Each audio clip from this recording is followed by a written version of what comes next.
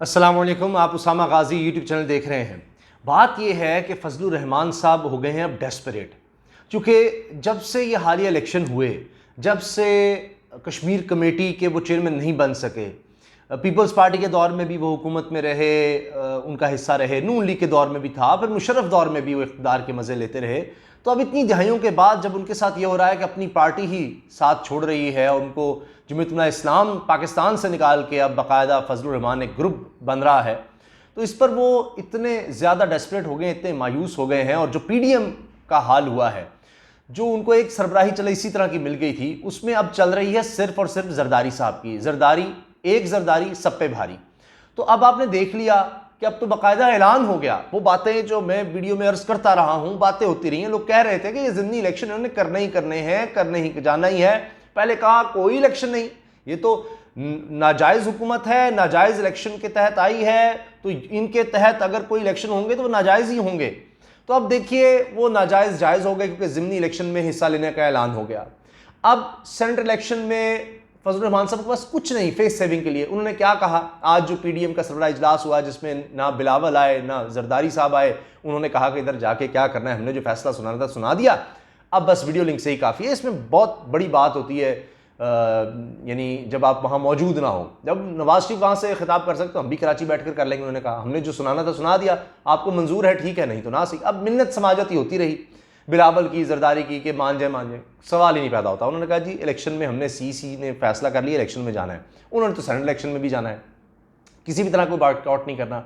धरना भी आप लिख कर रखें, उन्होंने नहीं देना। हाँ, उन्होंने कहना जी लॉन्ग मार्च के लिए ठीक है आप चले जाएं, वहाँ तकरीरें होंगी, बड़ी ज़बरदस्त किस्म की तकरीरें करेंगे, और उड़ा के रख देंगे, ये कर देंगे, वो कर देंगे, और उसके बाद कहानी खत्म कर देंगे। हाँ जी वही फजलुर रहमान साहब वाला, अब हम जगह जगह जाएंगे। याद है आपको जब उन्होंने लास्ट टाइम धरना दिया था तो उसके बाद क्या कहा था, अब हम पूरे पाकिस्तान में दायरा फैला रहे हैं। अब वही काम कर रहे हैं कि जो 19 जनवरी को हम अब इलेक्शन कमीशन के सामने जाकर एहतजाज करेंगे, और वो इसलिए कि फरवरी में इलेक्शन कमीशन कोई हमारा साथ दे दे, ज़िमनी इलेक्शंस में कुछ हमें फ़ायदे दे दे, कुछ सेनेट इलेक्शन में कुछ हमें फ़ायदे दे दे। फजलुर रहमान साहब ने कहा कि जी सेनेट इलेक्शन का फैसला अभी नहीं हुआ, अभी सिर्फ ज़िमनी इलेक्शन का हुआ है।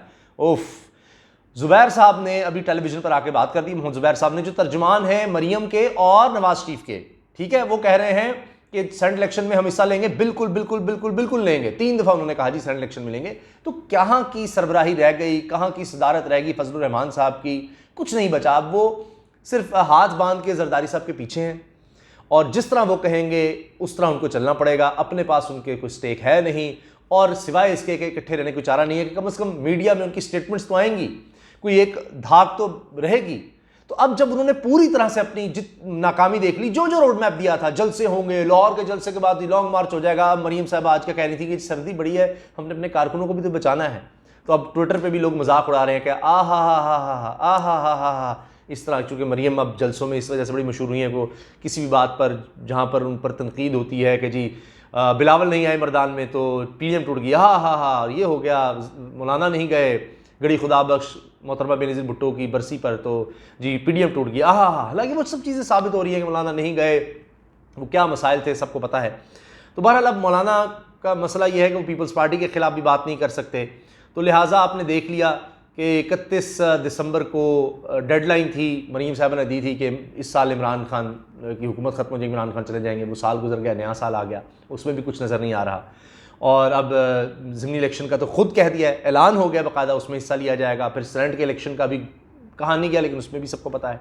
तो लिहाजा अब इस डेस्परेशन में, इस नाउमीदी में, इस बेबसी में फजलुर रहमान साहब ने क्या किया है कि बराह रास्त फ़ौज पर हमले शुरू कर दिए हैं, बराह रास्त फ़ौज के अफसरान पर हमले शुरू कर दिए हैं। अब जनाब GHQ की तरफ मार्च की बात कर दी है कि हमने अब भी फैसला करना है कि जब लॉन्ग मार्च होगा तो अब चूँकि है नहीं कोई बात कहने को, तो जी इस्लामाबाद की तरफ करना है या पिंडी की तरफ करना है। फ़ौज हमारी फ़ौज है, लेकिन ये मुजरिम है। अब कह रहे हैं एस्टेब्लिशमेंट और डीप स्टेट की बात हो रही है, यानी रियासत के अंदर रियासत या उसकी मानी जाती डीप स्टेट है ये, यानी रियासत के मुखालिफ कोई काम किया जा रहा है, इस तरह के इल्ज़ामात।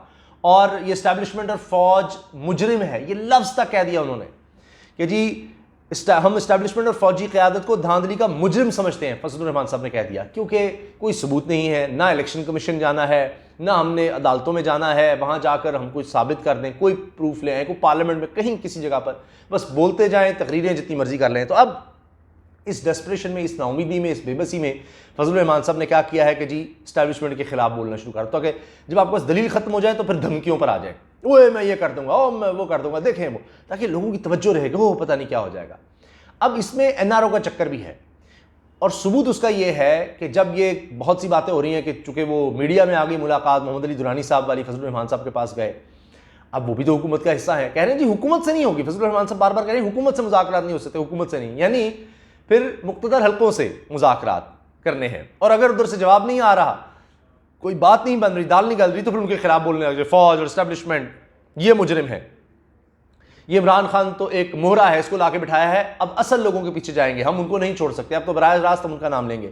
तो मोहम्मद अली दुरानी साहब जब मिले हैं फजलुर रहमान साहब से, उसके बाद जो बात हुई मैंने सारी सुनी, उसमें वाज़े तौर पर मोहम्मद अली दुरानी साहब बार बार कह रहे हैं, यानी ये जो करप्शन के मामला के हवाले से कि जी ये एहतसाब इस तरह से अपोजिशन का नहीं होना चाहिए, नैब का नहीं, ये वो, और मौलाना साहब चुप करके सुन रहे हैं। भाई कह देते हैं कि नहीं नहीं हमारा ये इशू नहीं है, जो करना है आप कर लें। तो नज़र आ रहा है कि शर्त हर तरफ से रखी जा रही है, चाहे शहबाज शरीफ हों चाहे और लोग हों, कि जी इधर से हमारी जान छोड़ो, नैब की तरफ से और ये केसेस की तरफ से, यहाँ से हमें कुछ रिलीफ मिले तो हम की कोई बात करें। वही शहबाज शरीफ साहब वाली बात के मोहम्मद अली दुरानी को कहा कि मैं अंदर से पीर पगारा साहब को जाके कहेंगे मैं जेल में रहकर क्या कर सकता हूँ, यानी यहाँ से कुछ निकलूंगा ही तो कुछ करूँगा, मुझे रिलीफ तो दें। तो वही बात है कि बेसिकली ये NRO वाला मामला है कि हमें रिलीफ मिले, इमरान खान नहीं दे रहा तो फ़ौज दिलवाए, नहीं तो हम फ़ौज के ख़िलाफ़ भी बोलेंगे। अब कि जी ये हमने फ़ैसला कर लिया है कि अब जनाब हम उनके पीछे जाएंगे जो लेकर आए हैं, और फिर ये कि जी अब हम तो ये कह रहे हैं कि जी मीडिया भी मजलूम है, इनको मीडिया भी खिला है कि जी जिस तरह हम चाह रहे हैं उस तरह कवरेज क्यों नहीं कर रहे हैं। अब फिर PDM फैसला करेगी कि जी लॉन्ग मार्च इस्लामाबाद होगा या रावलपिंडी होगा, और 31 दिसंबर तक तमाम अरकान असम्बली अपने इस्तीफे पार्टी क़यादत तक पहुँचाएँगे। ये इन्होंने माजी में कहा, वो जी पहुँच गए हैं, दिखाया कोई नहीं। जिन दो के गए थे नून लीग में इस्तीफे, मरीम ने भी कहा अच्छा गलती से चले गए, वो कहती हैं गलती से चले गए, शायद अब्बासी कहते थे जाली हैं, तो जाली नहीं गलती से चले गए। अब गलती जिसने भी की मैं उस पर वीडियो बना चुका हूँ, तो फिर वापस क्यों लिए, तो इस्तीफों का भी आपने देख लिया। फिर ये जी अब हम मौलाना साहब ने कहा इस बात पर मुतफिक है कि पाकिस्तान को अब डीप स्टेट बनाकर यहाँ की इस्टेब्लिशमेंट ने पूरे निज़ाम को इकमाल बनाया है, और इमरान खान एक मोहरा है जिसके लिए धांधली जिन्होंने की और जिन्होंने इनको कौम पर मुसलत किया और एक झूठी हुकूमत कायम की। हम आज वाज़े कर देना चाहते हैं कि हम इस्टेब्लिशमेंट फौजी क़यादत को इसका मुजरिम समझते हैं, और हमारी तनकीद का रुख अब उनकी तरफ बरमला होगा, और अब उनको सोचना है कि पाकिस्तान की सियासत पर अपने पंजे गाड़ने का फैसला करते हैं या इससे दस्तबरदार होकर अपनी आईनी जिम्मेदारियों की तरफ जाते हैं, नहीं हमारी तरफ आते हैं। वही बात ये बार बार इन्होंने जब धरना दिया था तब भी ये बात की थी, उस वक्त आसिफ गफूर साहब DG ISPR थे, उन्होंने बार बार कहा था कि हम आईन कानून के पाबंद हैं, हम हुकूमत के हिस्सा, जो भी हुकूमत होगी उसी के साथ में खड़ा होगा। आप कहते हैं अपोजिशन की बात मान के हुकूमत को गिरा दें, ये ख्वाहिशें मरीम साहब भी इंटरव्यू में जाहिर कर चुकी हैं। ये वही बातें हैं कि जी फ़ौज हमारी है, फ़ौज हमारी फ़ौज है और इसका एहतराम है, लेकिन फिर भी उसको धमकाना है, धमकी देनी है, और हम बड़ी वजाहत के साथ अपने मुस्तक़बिल का फैसला कर रहे हैं। फ़ौज हमारी फ़ौज है, हम इसको अपनी फ़ौज समझते हैं, हम तमाम जर्नलों का एहतराम करते हैं, हमारी दिफाई क़ुव्वत है, लेकिन साथ क्या अगर दिफाई क़ुव्वत अपनी पेशा वराना जिम्मेदारी से हटकर सियासत में मुदाखलत करती है और सियासी मामलात को अपने कब्जे में लेती है तो इससे उलझनें पैदा होती हैं। तो आप सबूत लाएँ ना किस तरह हो रहा है। और अगर आज पाकिस्तान में आईनी कानूनी सियासी और माशी बहरान है तो इस तजावुज़ की वजह से है कि अपनी हदूद से आगे बढ़ जाते हैं। इस हवाले से तमाम जमातें मुत्तफ़िक़ हैं कि हमने सिर्फ एक मोहरे की तरफ तहरीक का रुख नहीं मोड़ना, बल्कि इसके पीछे उन पुश्तीबानों की तरफ भी तहरीक को मुतवज्जे रखना है और अवाम पर वाज़े करना है कि तमाम खराबों की जड़ कौन है और क्यों है। कि अब आकर एहसास हो रहा है ये 2.5 साल में, इससे पहले जनाब बड़ी ज़बरदस्त जमहूरियत मुल्क में चल रही थी, मुशर्रफ दौर में भी बड़ी जमहूरियत थी, तभी तो आप उस वक्त पार्लियामेंट का हिस्सा थे, और जमात इस्लामी इसलिए लग होगी कि आपने बावर्दी उनको सदर भी माना, सारा कुछ करते रहे मुशर्रफ साहब के दौर में। तो चूँकि खैबर पख्तूनख्वा में हुकूमत में ली हुई थी तो उस वजह से तो वहाँ पर काफिली के साथ इलाक़ भी था। तो ये यानी आपको इक़्तिदार मिल जाए तो सब ठीक है। अब जी ये 19 जनवरी को इलेक्शन कमीशन के सामने मुजाहरा, फिर हम नैब के सामने भी इसी तरह प्लान बना रहे हैं मुसलसल मुजाहरों का। तो नैब के सामने फिर जाने की क्या ज़रूरत है? अगर आपको नैब से खौफ नहीं है तो वही नैब को धमकाना, यानी हर उस जो इस वक्त काबू में नहीं आ रहा, बात नहीं मान रहा, उसके ऊपर जनाब ये कर दो। अब इमरान खान तो बात नहीं मान रहा तो अब इदारों की तरफ जाओ, इलेक्शन कमीशन की तरफ जाओ, नैब की तरफ जाओ, फ़ौज की तरफ जाओ, और फिर जनाब ज़िमनी इलेक्शन में हिस्सा लेने का फ़ैसले का कह दिया है और हम सब इकट्ठे हैं। डीप स्टेट का लफ्ज़ आता है, पाकिस्तान की मिसाल दी जाती है। अब ये मिसाल जनाब हिलरी क्लिंटन से जोड़ रहे हैं, अब अमरीकियों की मिसालें दी जाएंगी कि वो पाकिस्तान के बारे में क्या कहते हैं। वो जनाब एक मोहर है ऑथेंटिसिटी की, तो फिर वही अमरीकी कह चुके हैं कि फजलुर रहमान साहब विकीपीडिया में आ गया है कि अमरीकियों से कहते रहे कि आप मुझे तो वज़ीर आज़म बना के देखें कि जो आपके काम होंगे वो होंगे, असल में आप हमें हुकूमत देकर देखें।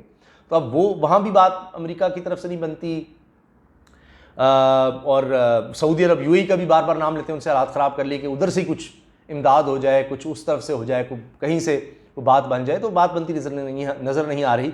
और यही वजह है कि ये बराह रास्त अब फ़ौज पर, एक तो मैं हमला ही कहूँगा, फ़ौज पर और फ़ौज की आला क़यादत पर हमला है, और यही वजह है कि ये हमला किया जा रहा है क्योंकि अब कोई रास्ता नहीं मिल रहा और बंद गली है। शेख रशीद साहब भी कहते हैं जी मुज़ाकरात, लेकिन अब मुज़ाकरात का स्टार्ट ये है कि किसी तरह से केसेस में कोई जान छूटे और फिर हमें कोई गारंटी मिले और उसके बाद ये सब कुछ हो, और उसका अभी होना मुश्किल है। बार बार इमरान खान साहब कह रहे हैं जी इसके अलावा कोई बात कर लें, इसके अलावा कोई बात कर लें। अब इसके अलावा कोई बात नहीं है, वो कहते हैं जी ये तो छोड़ेगा नहीं, पहले ये इस्तीफ़े का ऐलान कर दें या हो जाए फिर बात हो। कि जब तक इमरान खान है तो ये मामला तो हमने बड़े करके देख लिए, 2.5 साल गुजर गए, तो वो सख्त से सख्त मामला होते चले जा रहे हैं और कोई रिलीफ नहीं मिल रहा। तो अब मुश्किल तर होता चला जा रहा है कि कोई आगे रिलीफ की कैफियत बने, और क्योंकि इस वजह से कि अब जितना ज़ोर लगा लिया है उससे मज़ीद ज़ोर लगाना इनके लिए मुमकिन नहीं है, और वो जितना ज़ोर लगा रहे हैं उतने टूट फूट का शिकार हो रहे हैं। तो इससे ये होगा कि जितना आप आगे बढ़ेंगे उतने कमज़ोर पड़ेंगे और इमरान खान उतने हावी होंगे कि जो करना था कर लिया, अब बाकी क्या रह गया है। तो अब यही है कि फ़ौज पर हमलों की सूरत में आप मामलात को उठाएं ताकि और ज़्यादा चीज़ें हाईलाइट हों और फ़ौज को बदनाम करने की कोशिश की जाए, क्योंकि वो फिर बहुत ज़्यादा बाहर भी जो बैठी हुई क़ुव्वतें हैं उसको भी हाईलाइट करेंगी, तो इंटरनेशनल प्रेशर शायद इस तरह से बिल्ड हो जाए, मगर मुझे नहीं लगता कि इससे भी दाल गलेगी। अल्लाह हाफ़िज़। पाकिस्तान ज़िंदाबाद।